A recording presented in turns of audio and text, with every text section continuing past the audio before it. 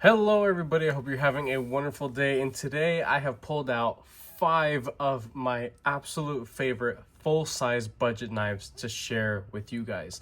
They are going to be in order from least expensive to the priciest, but even then, the most expensive one is still going to be right around $55. From here back, it's even cheaper than that. Summer is right around the corner, and so these are going to be full-size knives with 3.5+ inch blade lengths or usable cutting edge. So if you are in an area that allows for that type of blade length, or you don't really care so much about blade length laws, it is important to stay educated on that kind of stuff, just in case. But even I carry stuff that maybe, I shouldn't have out and about, but it is what it is. We won't get into all that kind of legal stuff, but it's getting hot out. Summer's right around the corner, and these are going to be excellent choices that will not break the bank and are wonderful camp and outdoor knives. Everything here has a good bit of corrosion resistance in mind. So let's get to it. We'll start over here. The first one, I don't even have the freaking name of this thing, but you're gonna want to check it out. As we go through each of these, we're actually gonna take the weight as well, and I'll talk about what is in the pivot system and what could be done about it. So it's this guy right here. We're just gonna call it this guy. This is a full-size knife, about the same size as a Chris Reeve knives Sebenza 31, the large model, of course. So this is a full-size knife with a little bit over 3.5 inches of usable blade length. As you can see in my hand, I have large to extra large size hands, but I do have slimmer fingers, so keep that in mind. This is a very comfortable knife for being just around $10. Yes, you heard that right. You can get a knife with good action, real blade material. I believe this was 8CR 13 MOV or 9CR 18 MOV, somewhere around there. The listing on Amazon, you'll have to go and check it out for yourself. But you have fully nested, zero weight relieved full steel liners, so it is not overly thick in hand, but it's not slim either. But the amount of rigidity you get is incredible. You have a good designed steel pocket clip over here, nothing fancy. It's not going to be deep carry, unfortunately, and there's kind of a lot of screws going on. You do have a lanyard hole for those who care about lanyards. The tip is well buried in there, so as you are going in and out, you don't got to worry about that tip getting you or anything like that. There is some light jimping there, but it is really only functional. Back here, wish it kind of came out a little bit further. Only a single-sided stud that is beautifully textured with this meat tenderizer kind of thing going on. You do have very thick stock for the overall design, and a good bit of strength out to that tip, which is very important and very useful to have confidence in pocket, in hand when doing outdoor tasks. In the pivot, this is running on rather thick phosphor bronze washers. They come kind of rough from the factory, and you'll see me here flicking this out very easily and confidently. It took a while for it to get there, so just keep that in mind. This thing, at least the pivot system, was a little rough. It just took a little bit of time actually using this thing, carrying it. I put an edge on here. As you can see, the actual edge bevel is on the larger side. I think this is a 17 or 18 degree edge, so it doesn't look crazy, but it still does perform quite a bit. Let's go ahead and take the weight on this. 4.7, so it's nothing crazy, but enough heft to just to remind yourself that you got something useful in your pocket. Now we're going to be shifting to something a little bit more tactically inspired, I suppose. So this is the Cold Steel Crawford 1, designed by Wes Crawford, I believe. I don't know a whole lot about the guy. I'm still learning, and I'm also not the biggest Cold Steel fan either, but I'm definitely warming up to the brand overall. This is actually a unit or a model that was gifted to me by my supervisor at work. I fell in love with a knife that he let me check out. I believe it was the large Luzon, and it had this little lock here on the side that you push up, and it keeps from the liner lock from disengaging. So it's a little bit of extra confidence when using this kind of knife. And I've had this for about a week or so, and this is running on phosphor bronze washers, and it also has a little Teflon washer as well for extra buttery smoothness. Now, looking at the shape, overall design, you know, flipper tab and a guard up here with some jimping. This is definitely meant for, you know, some interesting business for sure. You do have a rubberized inlay, which is rather interesting. It beautifully inlaid into this Griv X, I believe it is. It's like their, it's not fiberglass reinforced nylon. It's, you know, I mean, it's basically that pretty much. You cannot flip the clip, unfortunately. It is just right-handed carry only, but the clip is designed well. It's nice and short. The retention is nice and stiff in the pocket, so you'll have confidence of this not going anywhere. You also have a lanyard hole. You have a backspacer here, so it'll keep from not too much crud getting in there, but it'll be easy to clean out. This is a knife that should be very easy to maintain. The blade material on here isn't anything super special, but it should be at least extremely easy to touch up out in the field. So we're working with 4116 stainless steel. This is a unit produced in Taiwan, their Taiwan facility. A lot of stuff from Cold Steel is produced in Taiwan, but I'm definitely warming up to this thing as it is. It's not super slicey or similar to a lot of the other stuff that I'm used to, but I definitely do enjoy it for what it does offer. Again, we're working with rather thick stock, very robust out to the tip as well. It comes down to a relatively thin edge for how thick it is here, and I have not sharpened it yet. This is still a factory edge. As you can see, the edge bevel on here, it's not ridiculous looking by any means, and I would hope to keep it around the same look overall after I put my edge on it. But yeah, check out this guy right here, the Crawford 1. This is about, I believe, 35 bucks. If I can link this on my Amazon storefront, I will link it down below, as well as the one that I just previously showed. Let's go ahead, get the weight on this. 4.2, so a 4.3, not bad, not bad. I mean, you're getting very comfortable plastic and rubberized scales here, and you do have a one-sided steel liner, so there is some substance to this model overall, and there's a lot of contouring and shaping. This thing is very well shaped in hand and made in such a manner that I guess the silhouette just allows for you to get a good grip. You have these kind of like finger grooves where it kind of suggests where your fingers should be for certain, you know, grips for certain tasks. But you know, this is definitely a fun one that is very inexpensive and very wonderful for what it is. Next up, let's see, this guy right here. So we're kind of moving a little bit towards, I suppose, the lighter duty in a way, mainly because of the stock thickness, how thin it is behind the edge and the tip. But at least for slicing tasks, this is something that could very easily make its way into a tackle box or your kitchen camp box. I know everybody out there has general kitchen supplies when they go camping, just stuff to prep meat, do some food prep, and this is a wonderful blade to do that with. This is none other than the CGRB large Pyrite light, or the XL Pyrite light. I forget what the hell they're calling this one. It is definitely a lot bigger than the standard one.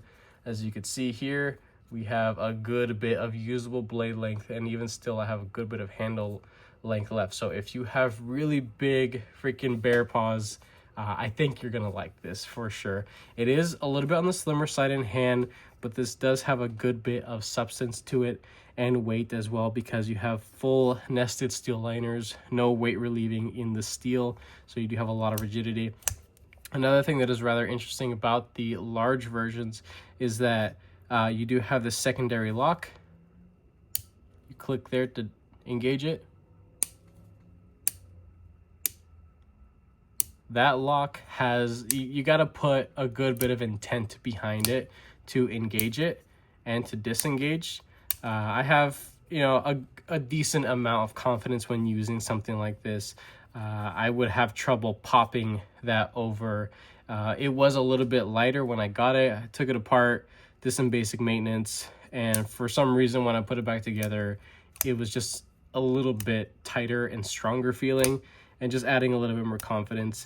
This does have bearings within the pivot, so that's where I say this may make itself better at home in your kitchen food prep camping box, I suppose, versus one to be thrown around in the dirt. But it should still be very easy to clean, as the design is extremely simple and welcoming to all different types of hand shapes, as well as lefty. So there's lefty love on this. You can switch the clip over to that side real easy with just two little T6s right there. And button locks are very easy for lefties to manipulate as well. And because of the positioning and how your hand wraps around the design itself, it is quite difficult to actually, I guess, press that button in and disengage the knife. So this is ARRPM 9, which is CGRB's proprietary budget blade material. It is akin to, I suppose, 9CR, 18 MOV, maybe a little bit less edge retention of D2, well heat treated D2, but it does have more corrosion resistance than D2. So they do offer uncoated versions and coated ones. This is a PVD. From my experience alone, CGRB doesn't have the best, like the most durable PVD, but it's plenty good enough for what it is. This model could be had for around $35 to $40, which is very impressive for the amount of knife that you're getting. There are also higher end variations of this.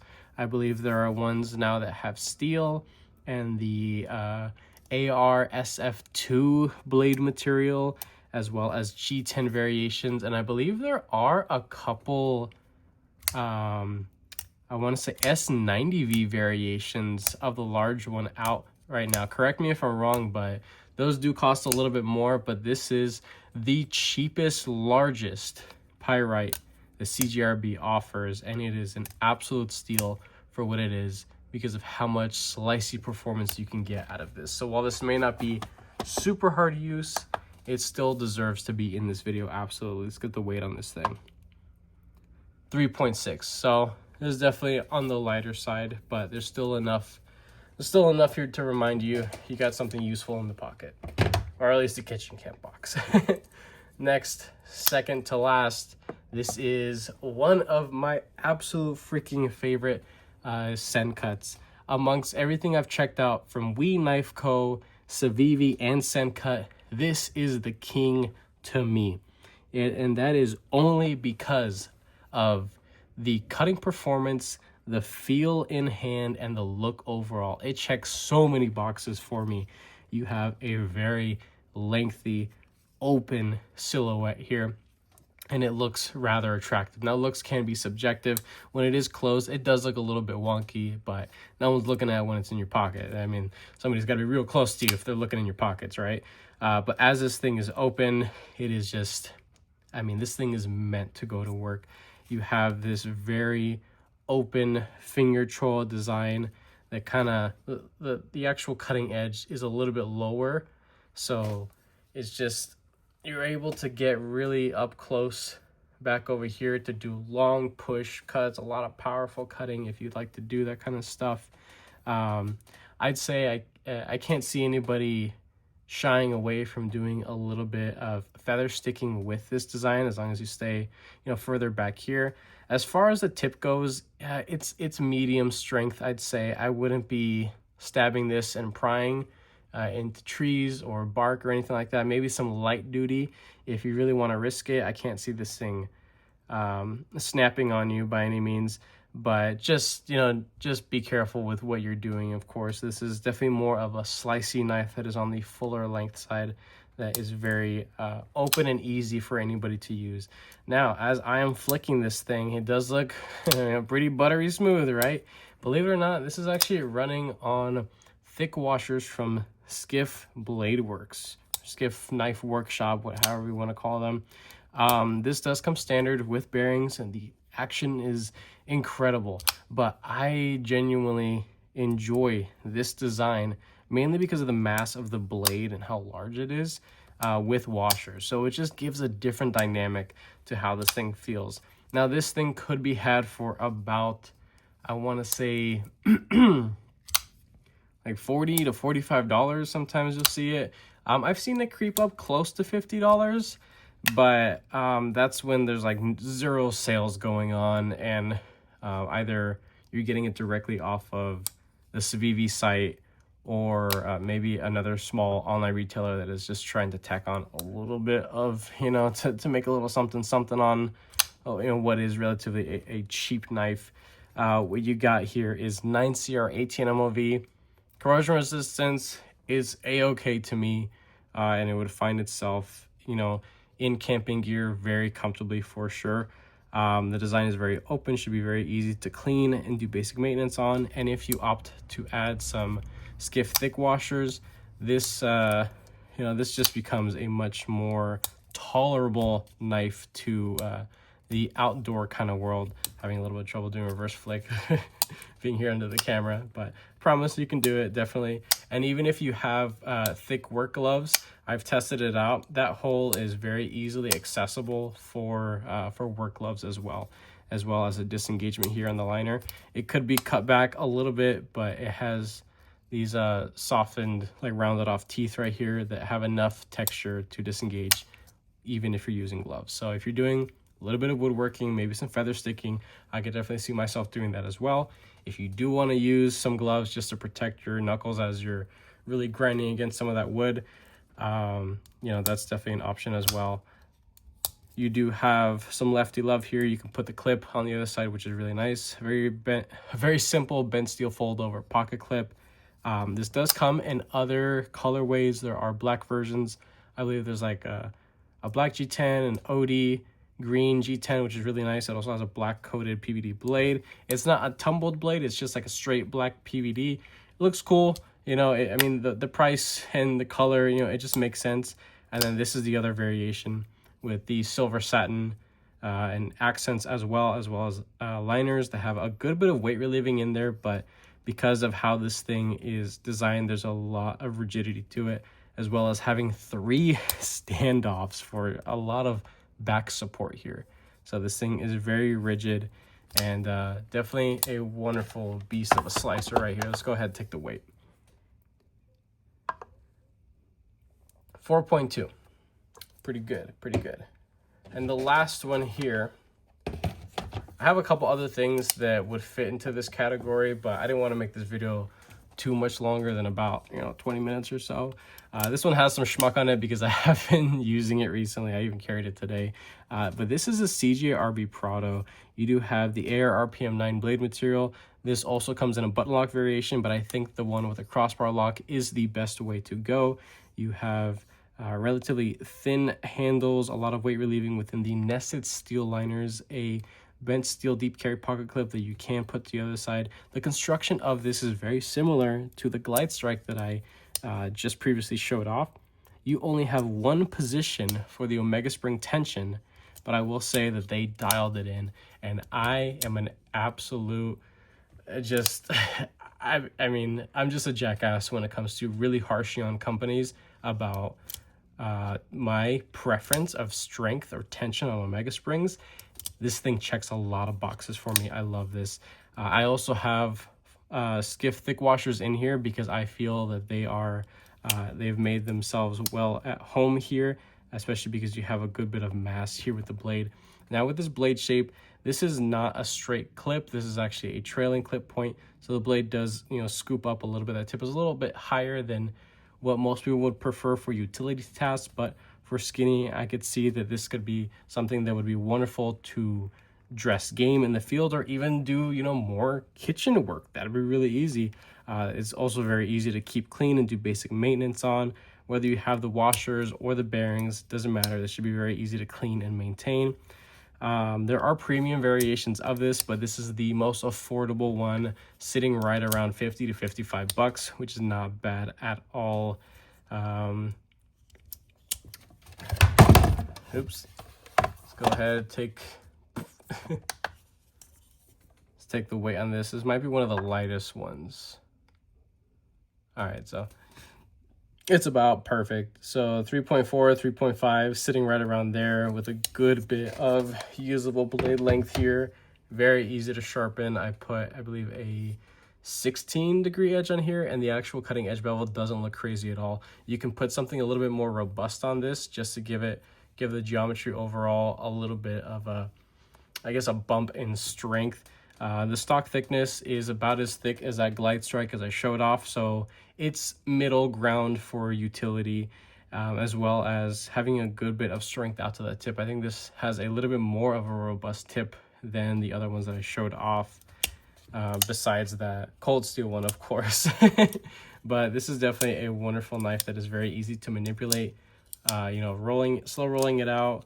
You know, you can get fancy and flick it too, as well as if you have some work gloves while doing stuff out in the field. So if you know, have some sort of gloves on to protect your hands while you're dressing, you know, something that you, you know, caught out there, then this will definitely make its home in your tackle box, kitchen box, or, you know, just on your person as a wonderful, relatively heavier duty slicing folder right here that will not break the bank. So that is pretty much it. So this was a CGRB Proto, just to go over again. The Sencut Glide Strike. Again, this one is just in micarta, but they do have G10 variations. Here, the Crawford one by Cold Steel. Well, actually, it's like this. The CGRB Large or XL Pyrite Light. Crawford 1, and then whatever the hell this thing was called. It had like a weird like number name to it. But this concludes my list. Hopefully you guys pick up one of these. If you do have any of these models and you are enjoying them, let me know down in the comments. Let me know what you think about it. Let me know why you love it, what you've done with it. I want to hear people's real use stories if you have these knives or have owned them in the past. So, but that's it. Hope you guys have a wonderful time out there. If you're already setting up things to go hunting with the boys or the family, and if you're planning to pick any of these guys up, I will link down to whatever I can so you guys can just click and ship and just make it super easy. But right before we end this, I do want to share that if you do want to get upgraded bearing or pivot systems for any of these knives, except for these two over here, but it's more for this stuff over here, you can get stuff from Skiff. I do have a 10% discount code, and a lot of people have been supporting my channel by clicking on my referral link. I get a small percentage from that and a small percentage of sales as well. Little bit cents here and there on people's simple orders, and it definitely helps out the channel. So I got like my first like $10, or I think it was like $9 from Skiffs, and it took me like 3 months to get that. So it's not like I'm making bank on this, but if I can help you guys save a little something and I get something in return, and of course I'm helping out and supporting a USA based company, a shop of two incredible individuals within this community, Skiff Knife Works. You can get their card, you can get a bunch of cleaning supplies. This is what their bearings look like. All right, so you have thick walled phosphor bronze cages with beautifully set in ceramic bearings, and here are the thick washers. And something about the thick washers is that if you place an order for thick washers, you actually get double the amount of product because they are just so damn cheap. Hopefully that promotion is still going. Pay attention to the listing. I do not believe that applies for the bearings, and it is just for the washers at the moment. But that is it. So I will link down everything I can in the description. Go ahead and check stuff out, as well as on my Amazon storefront, and that's it. If you guys enjoyed this video, found it educational or entertaining by any means, go ahead and leave a like down below. If you are subscribed already, thank you so much. I appreciate all your support and your patience, of course. If you are not subscribed, please consider subscribing, because I put more videos and content from you guys this way. And with that being said, I hope you have a wonderful rest of your day.